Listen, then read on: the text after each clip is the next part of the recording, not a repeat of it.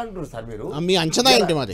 ఇప్పుడు మీ అంచనా ఏంటి? రైట్ నౌ మీ అంచనా ఏంటి? నిన్నటి నుంచి మీరు చెప్పడానికి మాకు గంటలు టైం ఉండదు కదా, మీరు ఫాస్ట్ క్విక్ గా చెప్పాలి. ఆ క్రమంలో లాస్ట్కి వచ్చే వరకు ఎంఐఎంని బూచిగా చూపించే క్రమంలో ముస్లిం అయినట్టు ఇలా పార్టీ ఇదే పరిస్థితి లేదు.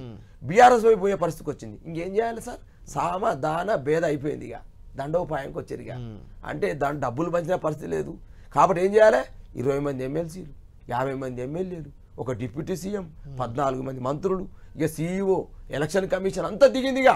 మీ 20 కాంప్లైంట్ ఇచ్చినామండి. నిన్న జరిగిన ఎలక్షన్ రోజు 20 కాంప్లైంట్ సోషల్ రెడ్డి గారికి ఇచ్చినాం.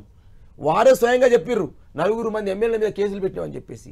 అంటే సామధాన భేద దండోపాయం అంటే ఏదైనా చేసి గెలవాలి, బీఆర్ఎస్ పార్టీ గెలవబోతుంది ఇక్కడ. కాబట్టి ఒక క్రియేషన్ చేయాలనే ఆలోచనతోటి మొత్తం దిగిరు. మమ్మల్ని అందరినీ ఎలగొట్టిరు సార్. మీరు నాలుగు ఒకరు ఉండొద్దు, మీ మీద కేసులు పెడతామని చెప్పేసి బీఆర్ఎస్ పార్టీ ఎలగొట్టిరు. మాత్రం రిగ్గింగ్ లేదు సార్. నేనేమంటాను సార్, కొన్ని ఏది మహమ్మదియా ఫంక్షన్ హాల్ సంబంధించి యూసఫ్ కూడా దగ్గరున్న ప్రాంతంలో కావచ్చు, కొన్ని ప్రాంతాలలో ఒక మాపులుగా 250 మంది ఆటోలో తీసుకొచ్చి షేక్పేట ప్రాంతంలో ఒక్కసారి మాప్ ఓటింగ్ వేసిరు అనేది మా ఆరోపణ ఉన్నది. ఒకేసారి రాడు. ఓటర్ కార్డ్స్ కూడా కొన్ని డూప్లికేట్ కార్డ్స్ దొరికినవి. కొందరు కార్డు ఒక ఆమె వచ్చింది, నా ఓటు ఎవరో వేసిరని చెప్పేసి మాట్లాడే సందర్భంలో కాబట్టి అన్ని అంశాలతో మేము అనుకుంటామంటే ఇలా మిషన్ సానిక్య సర్వే కావచ్చు, కేకే సర్వే కావచ్చు.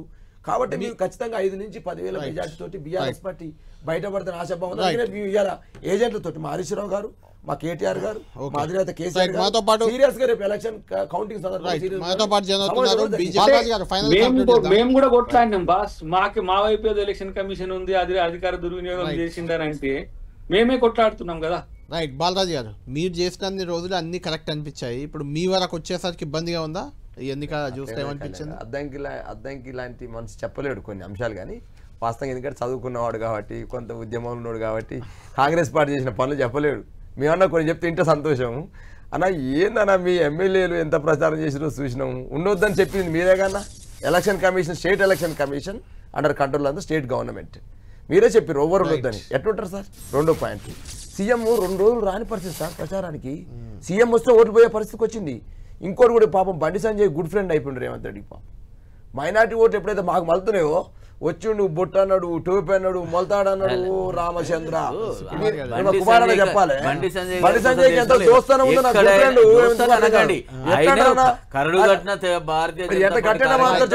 గారు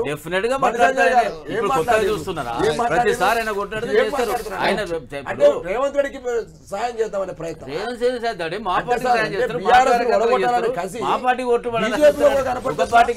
చాలా